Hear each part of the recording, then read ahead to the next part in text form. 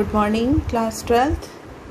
समकालीन दक्षिण एशिया पाठ में आप लोग अभी तक ये जान चुके हैं कि दक्षिण एशिया उपमहाद्वीप में कौन कौन से देश हैं, दक्षिण एशिया की क्या विशेषताएं हैं जो उसे अन्य विश्व से अलग करती हैं, शेष विश्व से, और जो इनके सदस्य देश हैं उनकी घरेलू राजनीति और उस घरेलू राजनीति का इन देशों के आपसी संबंधों पर, विशेषकर भारत का बाकी जितने सदस्य देश हैं दक्षिण एशिया के, उनसे भारत का संबंध, उसमें विवाद के बिंदु और सहयोग के बिंदुओं का अध्ययन आप कर चुके हैं।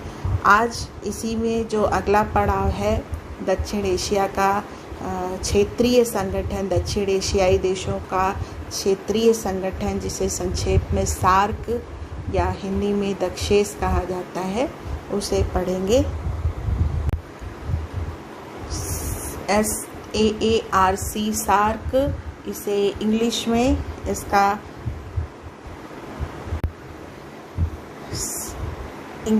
इसका रूपांतरण है साउथ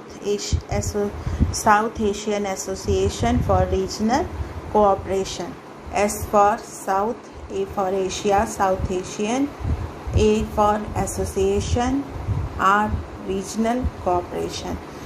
तो और हिंदी में इसी को दक्षेस कहा गया।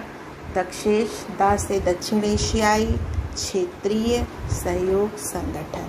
तो कभी कभी शॉर्ट क्वेश्चन में ये भी पूछा जा सकता है कि सार्क का पूरा नाम बताइए या दक्षेस का पूरा नाम बताइए। तो पहली चीज़ तो आपको ये ध्यान में रखने की है कि सार्क और दक्षेस दोनों एक ही चीज़ हैं, एक ही संगठन के नाम है। सार्क अंग्रेजी भाषा में और हिंदी में उसी को दक्षेस कहते हैं। ठीक है। दूसरी चीज़, स्थापना वर्ष इसका 1985, 8 दिसंबर 1985 को स्थापित हुआ ये संगठन। ये बहुविकल्पी में ये क्वेश्चन पूछा जा सकता है। अगली चीज़ है स्थान। सबसे पहले ये ढाका, जो बांग्लादेश की राजधानी है, वहाँ पर पहली बार इसकी मीटिंग हुई।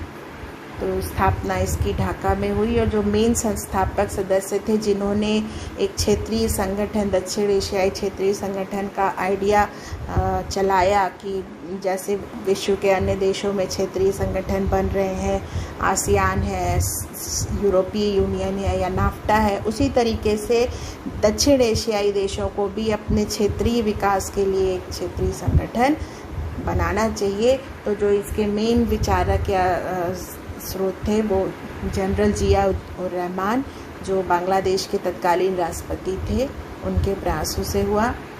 सदस्य देश सार्क के इस वक्त 8 देश हैं। अक्सर ये क्वेश्चन पूछा जा सकता है और बहुत ही आसान है, ये आपको याद रहना चाहिए। सार्क के सदस्य देश 8 हैं और कौन कौन से हैं? भारत, पाकिस्तान, नेपाल, भूटान, बांग्लादेश, श्रीलंका, मालदीव और अफ़गानिस्तान।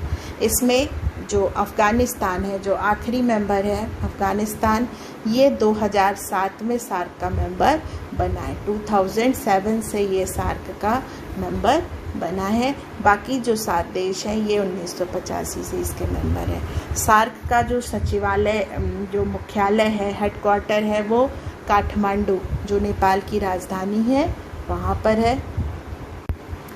सार्क का जो आधारभूत उद्देश्य है, संगठन को बनाने का जो पर्पस है, वो क्या है? पहला, सार्क देशों के मध्य सहयोग विकसित करना विभिन्न क्षेत्रों में, चाहे वो आर्थिक, सामाजिक, सांस्कृतिक, तकनीकी, वैज्ञानिक, हर एरिया में जितना संभव हो सार्क के जो देश हैं, सदस्य देश, उनमें सहयोग को विकसित करना। दूसरी चीज़, क्षेत्रीय आत्मनिर्भरता लाना, आपस में कोऑपरेट करके इकोनॉमिक डेवलपमेंट करना और इतना विकास करना कि हम लोग अपने रिक्वायरमेंट्स के लिए ये क्षेत्र सेल्फ सफिशिएंट हो सके, आत्मनिर्भर हो सके। और तीसरी चीज़ जो इसी का परिणाम होगा कि जो दक्षिण एशियाई देश हैं उनके जितने नागरिक हैं उनके जीवन स्तर में वृद्धि करना, उन नागरिकों का कल्याण करना। तो ये सार्क के आधारभूत उद्देश्य हैं जिसे लेकर सार्क का निर्माण किया गया। जो आधारभूत सिद्धांत है कि किन सिद्धांतों का पालन सदस्य देश अपने कार्यों में करेंगे। सिद्धांत का मतलब कि किन नियमों का पालन सदस्य देश इन संबंधों में करेंगे। तो पहली चीज़ है संप्रभु समानता, हर देश दूसरे देश की संप्रभुता को सम्मान करेगा। दूसरी चीज़ है क्षेत्रीय अखंडता, एक दूसरे की जो सीमाएं हैं उसकी रिस्पेक्ट करेगा, उसका उल्लंघन नहीं करेगा। तीसरी चीज़ राजनीतिक स्वतंत्रता, हर देश अपने में स्वतंत्र है, संप्रभु है। अगली चीज़ आंतरिक मामलों में हस्तक्षेप, ये सबसे इम्पॉर्टेंट है कि कोई भी देश दूसरे देश की जो घरेलू राजनीति है, घरेलू मामले हैं, जो उन पे कोई हस्तक्षेप नहीं करेगा। और अगली चीज़ है परस्पर लाभप्रद संबंधों का विकास करना, इस प्रकार के संबंध बनाना कि जिससे हर देश को फ़ायदा हो सके। इस तरह के संबंध नहीं कि सिर्फ एक ही देश को फ़ायदा हो या कुछ ही देशों को फ़ायदा हो, बाकी नुकसान में रहें। परस्पर लाभप्रद मतलब सभी को उसका फ़ायदा हो। ठीक है, ये जो आपको अभी तक बताया जा रहा है कि कब स्थापना हुई, किसके मेन आइडिया से हुई, कहाँ मुख्यालय है, आधारभूत उद्देश्य क्या है, आधारभूत सिद्धांत क्या है, ये सब आपको, यदि ये क्वेश्चन आता है कि सार्क क्या है, सार्क के उद्देश्य क्या है, या सार्क पर टिप्पणी लिखिए, सार्क की महत्व बताइए, तो उस सब में आपको ये उद्देश्य, सिद्धांत और बाकी इन्फॉर्मेशन काम देगी। अगली जो चीज़ है वो है शिखर सम्मेलन, समिट जिसे हम लोग कहते हैं इंग्लिश में।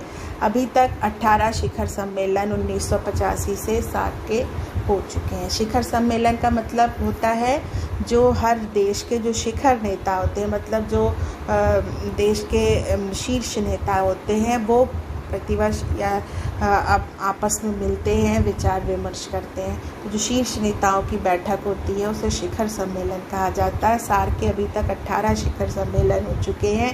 जो अभी तक का लेटेस्ट सम्मेलन हुआ वो काठमांडू में हुआ 2014 में। ठीक है, उसके बाद 2016 में पाकिस्तान इस्लामाबाद में 19वां शिखर सम्मेलन प्रस्तावित था, लेकिन दुर्भाग्यपूर्ण ढंग से जब उड़ी जो जम्मू कश्मीर में है उसमें आतंकवादी हमला हुआ सेना के कैंप पर 2016 में, जिसको जो आतंकवादी पाकिस्तान के द्वारा प्रेरित थे, उनको पाकिस्तान से उनको प्रश्रय मिला था। इस कारण भारत ने जो 2016 का शिखर सम्मेलन होना था 19वां सार्क का, उससे अपने को अलग कर लिया, उसमें जाना कैंसिल कर लिया। और बाकी देशों ने भी, श्रीलंका, बांग्लादेश और बाकी देशों ने भी अपने को इस शिखर सम्मेलन से अलग कर लिया, और इस कारण जो है 19वां शिखर सम्मेलन अभी नहीं हो पाया। ठीक है, तो अगर क्वेश्चन हो कितने शिखर सम्मेलन हुए या आखिरी कहाँ हुआ था अभी तक का जो लेटेस्ट है, तो वो आप बताएंगे 18वां काठमांडू में हुआ था, और 19वां जो इस्लामाबाद में प्रस्तावित था वो कैंसिल हो गया था, क्योंकि उरी हमले के कारण। उरी आप लोगों में से हो सकता है कुछ बच्चों ने ये फिल्म भी देखी हो, इस पर एक फिल्म भी बन चुकी है। तो अगली चीज़ आ जाते हैं सार्क की अभी तक की उपलब्धियां क्या है। 1985 से बना हुआ ये क्षेत्रीय संगठन है, इसकी क्या क्या उपलब्धियां हुई हैं अभी तक शॉर्ट में। तो सबसे पहले वरीयता आधारित व्यापार समझौता हो चुका है, जिसे हम लोग कहते हैं SAPTA, south Asian preferential trade agreement. वरीयता का आधारित समझौते का जो 1995 में हुआ।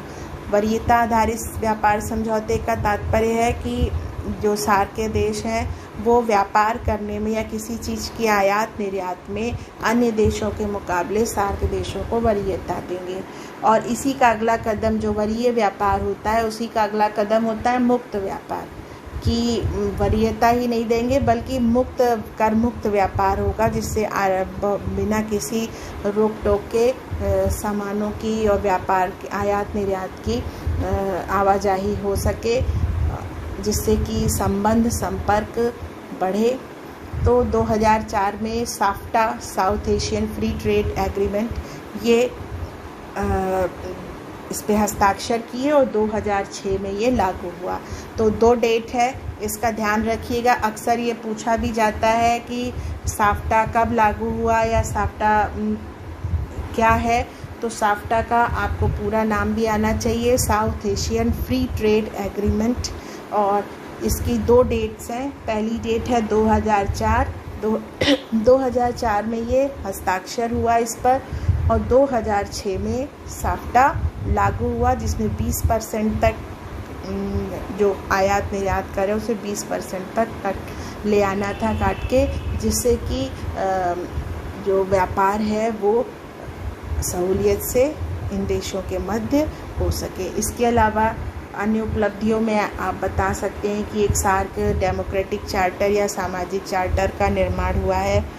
इसके अलावा जो शिखर वार्ताएं होती हैं उसके द्वारा जो इन देशों के शीर्ष नेता हैं उनकी नियमित बैठक होती रहती है।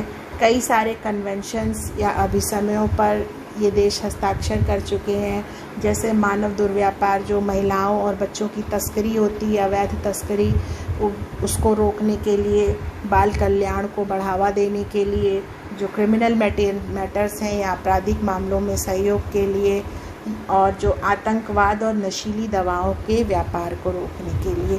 तो इन सब चीज़ों के लिए ये देश परस्पर सहयोग के लिए अभिसमय या कन्वेंशन भी हस्ताक्षर कर चुके हैं।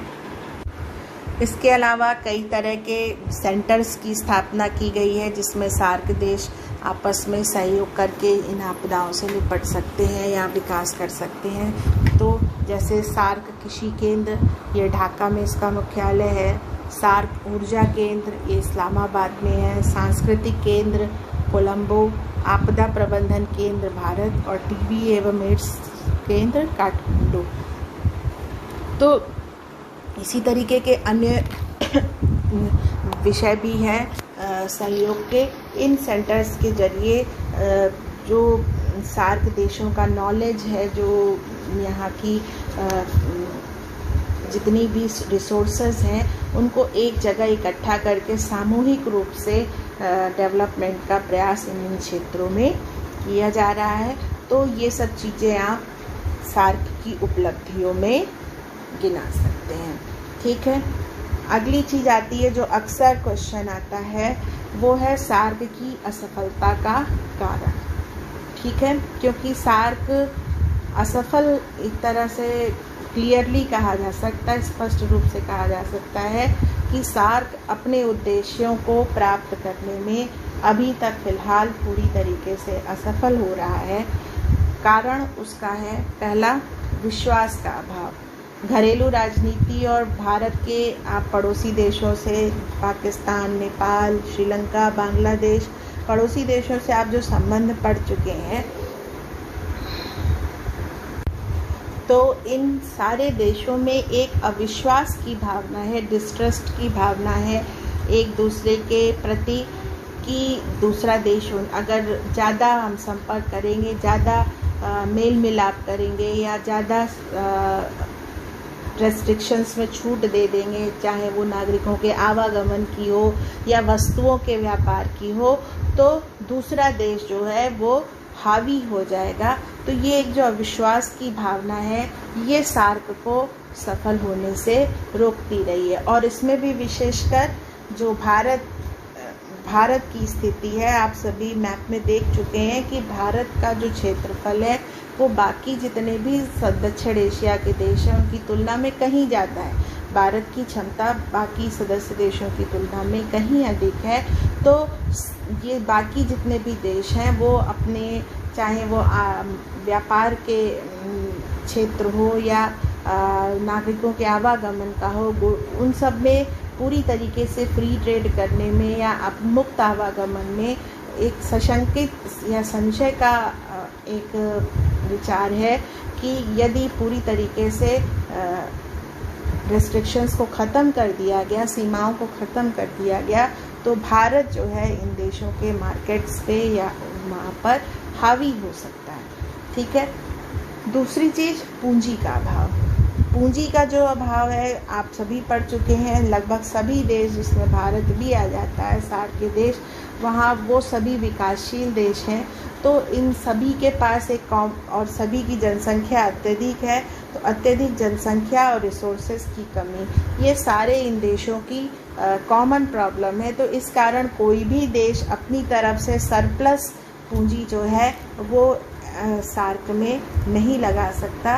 तो ये पूंजी और तकनीक का जो अभाव है, इसके कारण भी जो सार्क के देश हैं उन्हें अन्य देशों के सहयोग के लिए उनकी तरफ देखना पड़ता है या उनसे संबंध बनाने पड़ते हैं। अगली चीज़ है बाहरी शक्तियों के क्षेत्र में हस्तक्षेप। शीत युद्ध के दौरान अमेरिका और वर्तमान समय में चीन, इन दोनों देशों, विशेषकर इन दोनों देशों के इस क्षेत्र में हस्तक्षेप के कारण जो है दक्षिण एशिया के जो देश हैं उनको अपने संबंधों को मधुर बनाने में, अपने संबंधों को अच्छा बनाने में नुकसान पहुंचता रहा है। क्यों?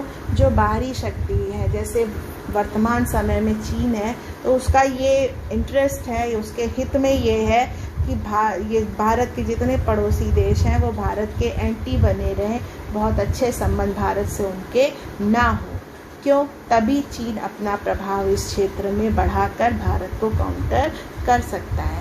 तो इस तरह से जो ये बाहरी देशों का हस्तक्षेप क्षेत्र में रहा है, ये दक्षिण एशियाई देशों को अपने संबंध सामान्य करने में नुकसान पहुंचाता रहा है, जिसका असर सार्क की सफलता पर भी पड़ा है। और आखिरी चीज़ है वो है भारत पाकिस्तान विवाद संबंध। जब तक ये कायम रहेगा, भारत पाकिस्तान का विवाद जब तक कायम है, जब तक ये नहीं सुलझता, तब तक अविश्वास और संशय का वातावरण बना रहेगा। और जब तक ये संशय का वातावरण है तो ये देश परस्पर मुक्त कंठ से, मुक्त रूप से सहयोग करने में हिचकते रहेंगे। तो ये जो कारण हैं ये हैं सार्क की असफलता के। इन्हें आप ये संक्षेप में लिखा गया है। अगर आप लोग सिर्फ ये पॉइंट्स ही याद कर लेंगे बच्चों और इतना ही लिखेंगे तो कुछ अंक अवश्य प्राप्त करेंगे। जैसे यहाँ पर आपकी किताब में पेज नंबर 77 पर ये जो कार्टून बना है सार्क समिट, उसमें अगर आप ध्यान दीजिए तो बाकी चेयर्स जो लगी हैं उसमें बीच में ये पाकिस्तान और इंडिया, इनको अलग से दर्शाया गया है। ये क्या चीज़ बता रहा है? ये चीज़ बता रहा है कि जब तक पाकिस्तान और इंडिया का विवाद नहीं सुलझता है, क्योंकि ये दोनों ही देश परमाणु शक्ति संपन्न हो चुके हैं, तो यदि इन देशों के मध्य विवाद सुलझता है तो सार्क का आधे से अधिक संशय का वातावरण खत्म हो सकता है और सार्क एक विश्वसनीय सहयोग विकसित कर सकता है। लेकिन इनके विवाद और मतभेदों के कारण सार्क समिट और सार्क के प्रयास हमेशा असफल होते रहे हैं।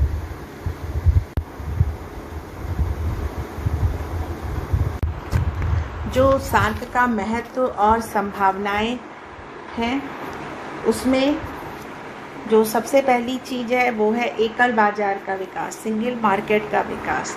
यदि सार्क के देश अपना मतभेद भुलाकर और आर्थिक सहयोग करने पर सहमत हो सके, साफ्टा को पूरी स्पिरिट में लागू किया जा सके, तो ये दक्षिण एशियाई क्षेत्र जो है वो एक सिंगल मार्केट के रूप में शेष विश्व के लिए उभर सकता है। और जो शेष विश्व से जब व्यापार की वार्ताएं हैं या जो टर्म्स एंड कंडीशन है, उसमें मजबूती से सौदेबाजी की स्थिति में आ सकता है। अभी क्या होता है, हर देश विभाजित है तो वो एक अलग देश के रूप में बाकी विश्व से जब व्यापार वार्ता करता है तो इतनी मजबूत स्थिति में नहीं रहता। अभी आज यहाँ दक्षिण एशिया में ही जो एक देश है वो दूसरे देश का प्रतिद्वंदी है, ठीक है। जैसे कोई भी माल है जो भारत में भी मिल रहा है और पाकिस्तान में भी मिल रहा है, तो आसियान या यूरोपीय संघ जब कोई चीज़ दक्षिण एशियाई क्षेत्र से खरीदना चाहता है कच्चा माल, तो फिर वो बार्गेनिंग की स्थिति में आता है कि अच्छा अगर आप इतने में सस्ते में नहीं दे रहे तो हम पाकिस्तान से खरीद लेंगे, या पाकिस्तान नहीं दे रहा तो हम भारत से खरीद लेंगे। लेकिन जब यही एक सिंगल मार्केट के रूप में आ जाएगा, जब किसी भी चीज़ की कीमत निश्चित हो गई कि हाँ इतने में ही मिलेगा, चाहे भारत हो या पाकिस्तान हो, तो एक बेहतर जो व्यापार और सौदेबाजी में हम लोग दक्षिण एशियाई देश जो है वो बेहतर स्थिति में आ सकते हैं। इसके अलावा सिंगल मार्केट का जो दूसरा लाभ होता है कि जो दक्षिण एशियाई देश में आपस में व्यापार करने की जो लागत है वो कम हो जाएगी, तो चीज़ें सस्ती होंगी और आसानी से सुलभ होंगी। जैसे हर साल ये देखा जाता है कि प्याज महंगी हो गई या चीनी महंगी हो गई, तो क्या होता है कि वो चीनी या प्याज हम लोग अपने पड़ोसी देश से ना मंगा कर कहीं ईरान से मंगा रहे हैं, कहीं और दूर देश से मंगा रहे हैं, तो उसकी लागत भी उतनी अधिक होती है और वो चीज़ें महंगी हो जाती हैं। जबकि वही चीज़ अगर हम अपने पड़ोसी देश से आयात कर लें तो वो सस्ती रहेंगी, लेकिन जो परस्पर प्रतिद्वंदिता के कारण ऐसा संभव नहीं हो पाता। लेकिन इसकी संभावनाएं बहुत हैं कि यदि हम भविष्य में अपने मतभेद भुलाकर एकल बाजार के रूप में विकसित हो सकें तो यहाँ की जनता को और देशों दोनों को बहुत लाभ होगा। दूसरा जो महत्व है वो है दक्षिण एशियाई देशों को एक साझा मंच प्रदान करता है। प्लेटफॉर्म, मंच का मतलब एक ऐसी जगह प्रदान करता है जहाँ बैठ के ये देश जो है अपने कॉमन व्यू पॉइंट, जो दृष्टिकोण है उसे साझा कर सकते हैं, सहयोग के नए नए रास्ते खोज सकते हैं, जिससे कि इन देशों का भी विकास हो और जो भी विवाद हैं या जो भी संघर्ष के बिंदु हैं उन्हें शांतिपूर्वक हल किया जा सके। इसके अलावा जो बाकी अंतर्राष्ट्रीय संगठन या मंच हैं उसमें एक कॉमन दृष्टिकोण अपनाकर ये देश इकट्ठा होकर जा सकते हैं।